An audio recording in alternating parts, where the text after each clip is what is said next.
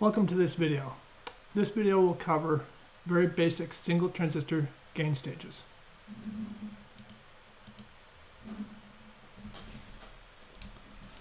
A single transistor gain stage is a single transistor in the drive portion of the stage, while the load may be either a resistor or a current source.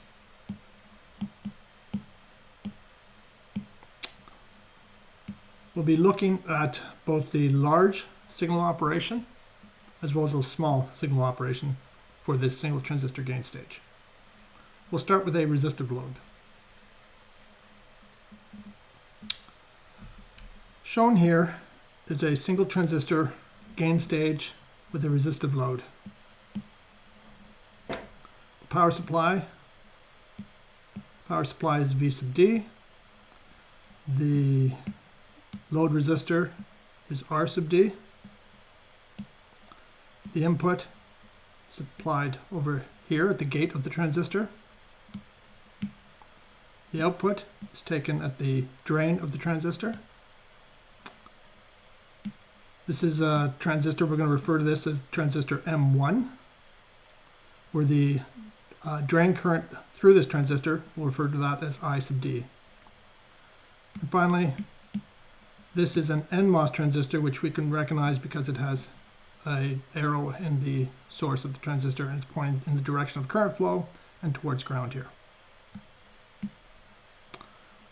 We're going to assume, in this case, that lambda is equal to 0.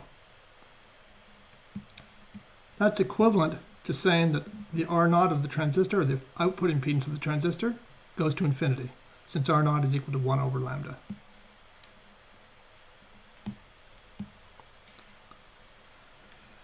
We'll first look at the input-output transfer curve for this single transistor gain stage with resistive load. So we'll start off and we look at the input voltage VI, referred to here, and we're going to look at VI with respect to the output voltage Vout, which we'll show on the vertical axis here. So we start off with VI equal to 0 volts. And we'll slowly increase VI in this direction. And we'll keep increasing it until we reach a voltage of V sub D on the input voltage. First note that V sub I, which is shown here, is also equal to the VGS of the transistor. Since the source is equal to ground, VI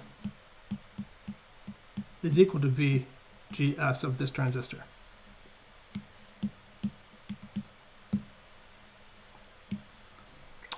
So as we increase the input voltage VI from 0 volts, the transistor starts off in cutoff. So we start off in region 1 here with the transistor in cutoff.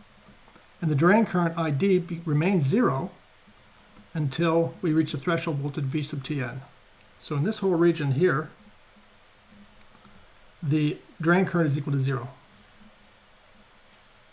Since the drain current is equal to 0,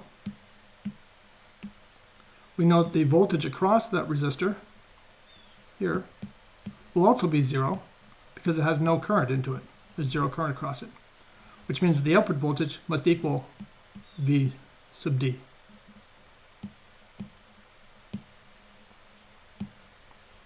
So in this region we have, in region 1 we have that V out is equal to V sub D. So when VI becomes greater than the threshold voltage of the transistor leaves the cutoff region and goes into either the active region or the triode region. So it goes into one of these two regions. Which one it goes into depends upon the drain to source voltage. But since the drain to source voltage is very large at this point, remember the drain voltage was equal to VD, which means the drain to source voltage is equal to VD as well. The transistor, once it leaves the once it leaves the cutoff region, goes into the active region. So at this transition from here to here, we're going from the cutoff directly into the active region for the transistor. So this whole region here, we're seeing the transistors in the active region. What's happening is as the gate to source voltage increases, and it goes all the way up until a value of V1, we see that the drain voltage will drop because the current through the transistor is increasing, because ID is increasing. So as ID increases, the voltage across the resistor increases, which drops the voltage at the drain. So Vout is dropping. Once we finally reach V1, at that point, the drain to source voltage is small enough so that the transistor leaves the active region and goes into the triode region. When does that occur? It occurs when the drain to source voltage is one threshold below V1. So remember, the input voltage is equal to V1 at this transition stage, and so when VDS is equal to V1 minus VTN, then the transistor will go into the triode region. Recall that in this particular circuit, Vout is also equal to VDS for the transistor, because again the source is equal to ground. So finally, we'll be in the triode region. When we're in the triode region, this region here, the current will slightly increase, but not an awful lot anymore, and the drain to source voltage will start to approach 0, but eventually the input voltage will reach VD, and the drain to source voltage will still be above 0 because there's still current flowing through the transistor. So ID is still large, but it does not get but the drain to source voltage does not get all the way to 0.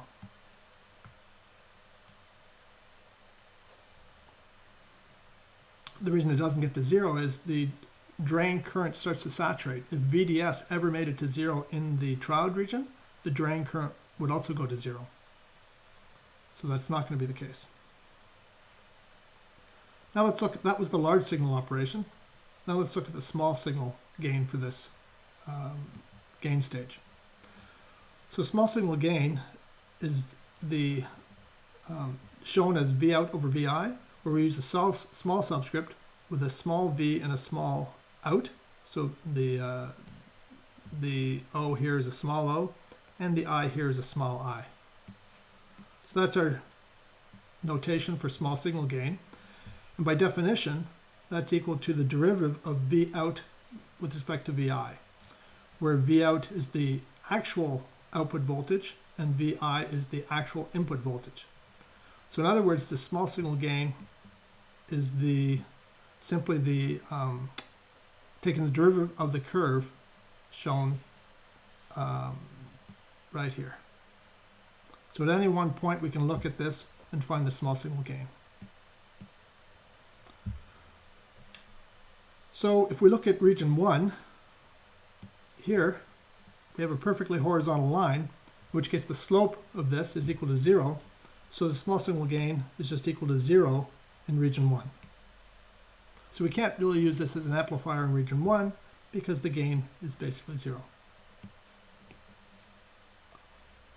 In region 3, we see that we have a small slope. So the slope of here is still small, it's not large. It's usually less than 1, but it may not be. But in which case, the gain is still not very useful to us. So it's small in region 3. So the spot where we really want to use the amplifier is in region 2 here. At the very beginning of region 2, the slope is still small, but at this point here, it becomes even higher, and it actually turns out that it's the largest when Vi is equal to V1. So that becomes the largest gain at Vi equal to V1. So in the region 2, the gain depends upon GM, which also depends upon the drain current ID. So we have from before, we've looked at the gain, small signal gain of the circuit like this, and the small signal gain is given by minus GM times RD, where GM in this case will use the equation that GM is equal to mu n Cox width over length times V overdrive. Here, V overdrive is equal to VGS minus VT, n, which is always the case. And in this case, since VGS is equal to VI, it's equal to VI minus VTN. So in other words, the maximum GM that we're going to get is when we maximize V overdrive, and that's going to occur when VI is maximum. So when VI is equal to V1 in region 2. Remember, once we get out of region 2, this equation is no longer valid. So this equation for GM is only valid when we're in the active region. In the triode region, this is not valid.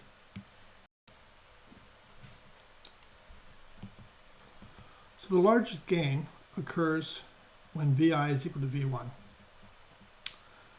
And so if we have a given transistor where mu n Cox width over length is all known, and we have a given I sub d, that means that GM is also known, and it's fixed.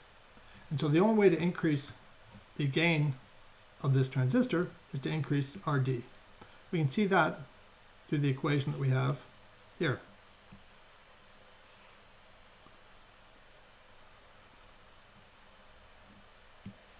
So if we want to get the largest gain we can hope to get out of this circuit, we would like to increase RD. The problem with that, though, is that as we increase RD, the voltage across RD becomes very large, and things can quickly limit the amount of maximum gain we can get. So again, let's look at an example here.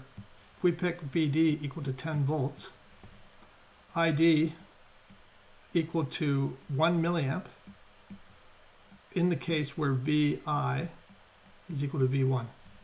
So in the maximum input voltage case for the maximum gain, we pick the case that RD is equal to 5 kiloohms. So in this case here, the output voltage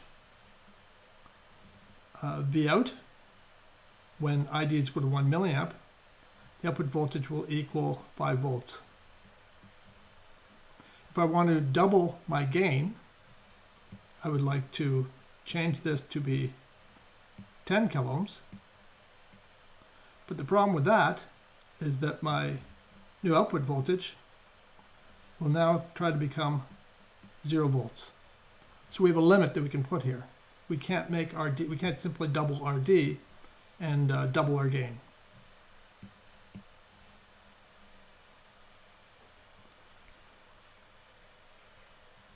So what the solution to this is to replace RD instead with a current source. So this is the case where we have a current source load for our D instead.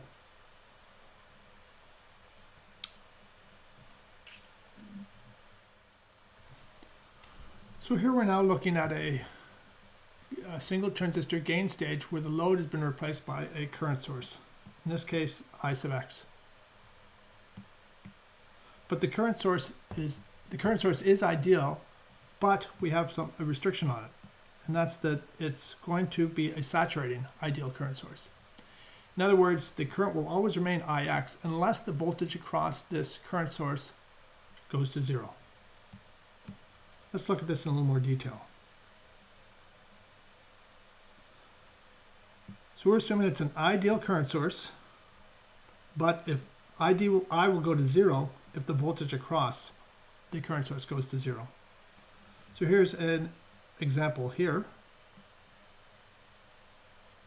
In this case, we'll say the current through the current source is I, the voltage across the current source is V, and it's trying to have always a current of I sub x.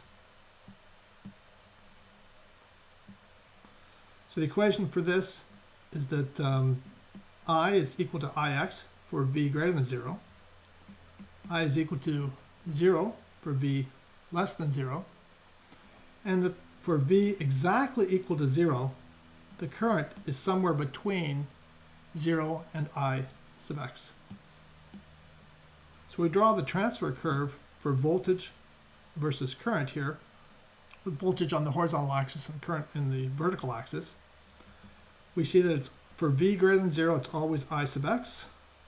For V less than 0, it's always 0, but for V exactly equal to 0, it can be anywhere between 0 and I sub x. Now, let's look at the case. It's instructive to look at 3 different cases for a current source driving a current source, because we'll sort of see this happening with the drive transistor operating in the active region like a current source. So let's look at the first example here. So if we have a 1 amp current source on the top driving a 1 amp current source below, and we look at the voltage between these two. So we look at V sub x. Well, because the current through this node here, if it's 1 amp coming through here and 1 amp coming through here, they're exactly equal to each other, so no current is flowing through V sub x, and V sub x can be anywhere between 0 and VDD. So we get I is equal to 1 milliamp, and the output voltage is somewhere between 0 and VDD, and we don't know where it is because we have 2 ideal current sources driving each other, and they're exactly the same value. So when they're the same value, it's unknown what the voltage is between the two. But now let's look at the next case here. If we have a 1 amp current source on top of a 0.5 amp current source, one of these is going to win. Well, the 1 amp is stronger than the 0.5 one. So it's going to try to drive this node Vx up. So it's going to try to pull the node voltage up, in which case it's going to keep raising Vx. It's going to keep rising until the voltage across this 1 amp current source goes to 0. When it goes to 0, then this current will drop to 0.5 amps, in which case it'll exactly match the bottom current source, and the voltage Vx will just remain at VDD. So in this case here, Vx will equal VDD because we have a 1 amp current at the top driving a 0.5 amp current at the bottom. Finally, we have the third case here where we'll make a 1 amp current on the top and a 2 amp current on the bottom. In this case, the 2 amp current is larger than the 1 amp current, so Vx is going to drop in value. And as the voltage drops, eventually the voltage on this current source will go to 0, in which case the 2 amp current source will become 1 amp, and then the voltage will just remain at 0, so Vx will go to 0, and the current will be 1 amp. So the larger current source wins and drives it and saturates the output voltage either to the top or to the bottom.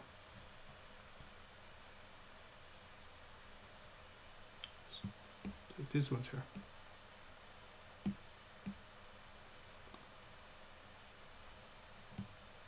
So now we'll go back to the case that we're looking at, where we have a single drive transistor driving a current source I sub x with voltage V sub x across it. And again, we'll assume that lambda is equal to 0, or the R out is infinity, which means that the bottom drive transistor will look like an ideal current source when it's in the active region. So in this case, we'll actually have 4 regions of operation rather than only 3. So we have the normal one, region 1, when the transistor is in cutoff, up until Vi is equal to the threshold voltage of the transistor. But the difference now is that once we get Vi greater than V sub threshold, and so we're into this region here, region 2, transistor M1 is in the active region, but in this case, the drain current is still less than the supply current through the current source, I sub x, in which case V out will just remain at VDD, VD in this case. Finally, as we keep increasing the voltage up to V1, once V1 occurs, the transistor will still be in the active region, but finally ID will equal IX. So will eventually the drain current of the transistor equals the current of the current source at the top, And when that occurs, we'll end up with the output voltage dropping very rapidly. In fact, it'll be a perfectly vertical line in this case because we have an ideal current source, except for the saturating behavior, and a ideal transistor with infinite output impedance, or lambda equal to 0. So in region 3, we actually have a vertical line.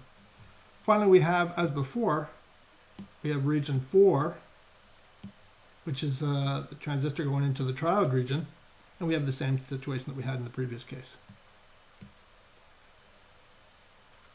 So where does V1 occur? Well, V1 occurs when ID of the transistor equals Ix of the current source.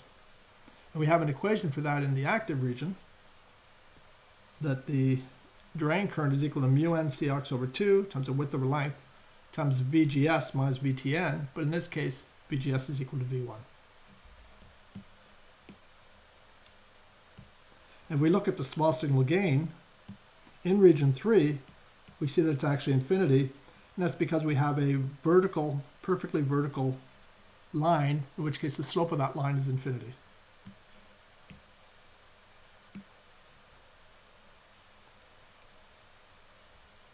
Now let's change the situation slightly, and we'll assume that lambda does not equal 0, and in fact that R0 is now going to be finite.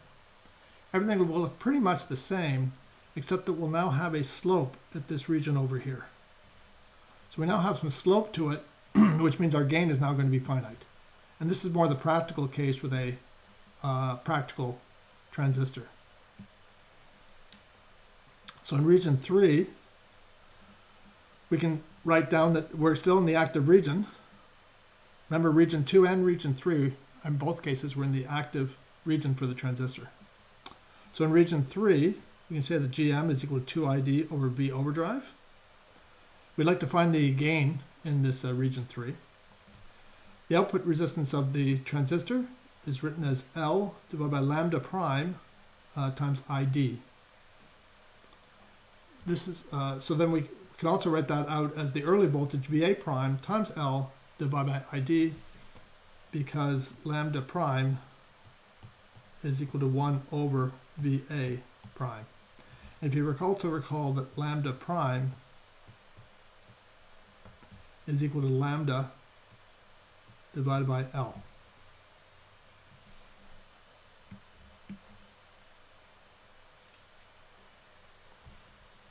So we can now write that the gain of this gain cell is minus GM times R0, where R0 is the output impedance of the transistor, which GM is given by this equation, R0 is given by this equation, cancel out I sub D, and we end up with the equation that the gain of this transistor, gain cell with an ideal current source load, is 2 times the early voltage prime times L divided by V overdrive. Now, typical values for transistors are that V overdrive might be 0.2 volts. The early voltage might be around 10 volts per micrometer, and L might be 0.2 microamps. If you throw all these numbers into this equation above, you see that the intrinsic gain is equal to, the magnitude of the intrinsic gain is approximately 20 volts per volt. So you get a gain of 20 in this case. It's useful to look at the intrinsic gain for a bipolar transistor compared to a MOSFET transistor. We saw the MOSFET transistor might have an intrinsic gain of around 20 volts per volt. So it'd be nice to see what a bipolar transistor would have. So here's a typical single transistor gain stage with a current source load, an ideal current source load again. And it's going to be active with the collector current equal to, in this case, the current source value of I sub x. When active for a bipolar transistor, GM can be shown to be equal to the collector current divided by the thermal voltage, Vt, which is Kt over Q. So Vt is equal to Kt divided by Q. And R0 can be shown for a bipolar transistor to be the early voltage divided by the collector current, Va, divided by I sub C. So again, if we write out GM times R naught for this circuit, we see that GM is IC over VT, the R naught is VA over IC, and so we end up with the collector current portions canceling each other. We end up with the intrinsic gain for a bipolar transistor just equal to the negative of the early voltage divided by the thermal voltage. Typical values for a bipolar transistor is the early voltage being around 15 volts, the threshold voltage depending upon the temperature, but typically around 25 millivolts at room temperature, and that gives us an intrinsic gain of 600 volts per volt, which is much higher than what we see in a much higher than what we see in a MOSFET transistor.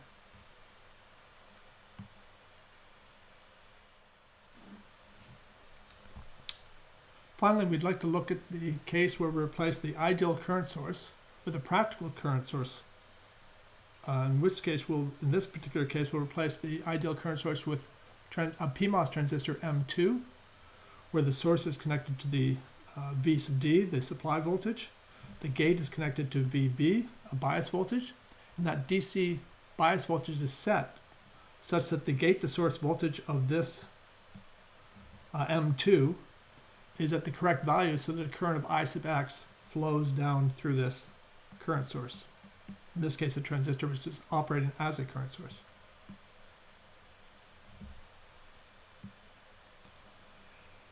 In this case, the transistor M1 has a GM of GM1 and an output resistance of RO2. We need to know what the small signal equivalent model is for transistor M2. Look up in here. So we need to look at the small signal model that we were in place for M2. So we have M2 that now looks something like this. And we can replace this with the small signal model shown on the right hand side here.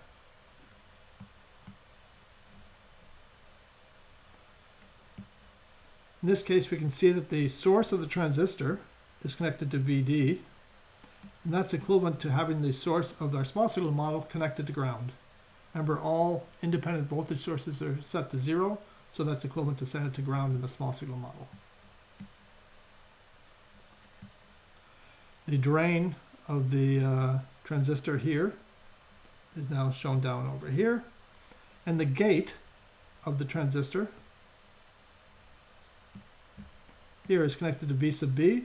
So we connect that to ground because all independent sources are set to 0. So VB is set to 0 as it's an independent source.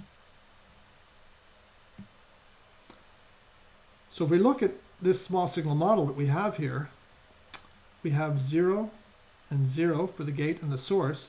So the voltage across RS2 is 0, which means that the IS2 here is equal to 0, which means this IS2 is equal to 0. So really, this whole part can just be eliminated. So we're left with just RO2. So the small signal model is just a resistor connected to ground, RO2. So finally, we can draw the small signal model for the case of a practical current source. We have a drive transistor M1 driving a current source load M2, which has an output impedance of RO2. Remember, GM1 is the transconductance for M1, and RO1 is the output impedance for M1. So the gain in this case, small signal gain, is going to be minus GM1 times RO1 in parallel with RO2. And in the case that RO1 is equal to RO2, and we'll define that to be R0, then the small signal gain is minus 1/2 GM1 RO. So the gain of this practical case is half of the gain of an intrinsic transistor gain all by itself. That ends this lecture.